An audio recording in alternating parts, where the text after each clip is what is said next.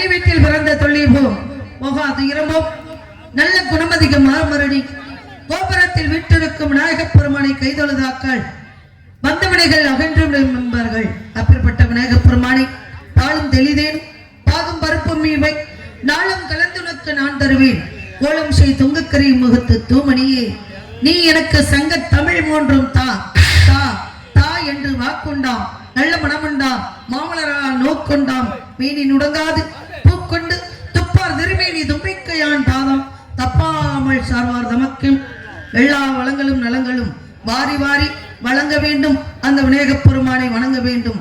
எப்படி வணங்க வேண்டும்?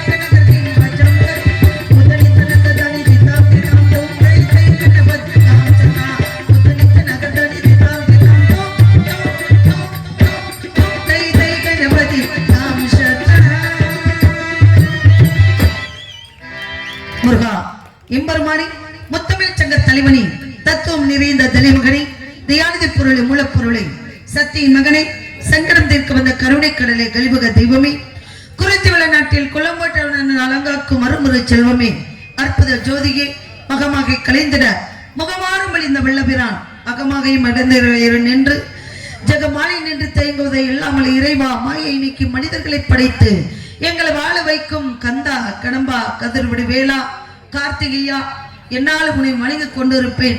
எந்த வள்ளிக்கும் என்ன நாட்டு மக்களுக்கும் எல்லா வளங்களும் நலங்களும் வாரி வழங்க வேண்டும் முருகா முருகா முருகா. சத்தியம் சிவா சுந்தரம்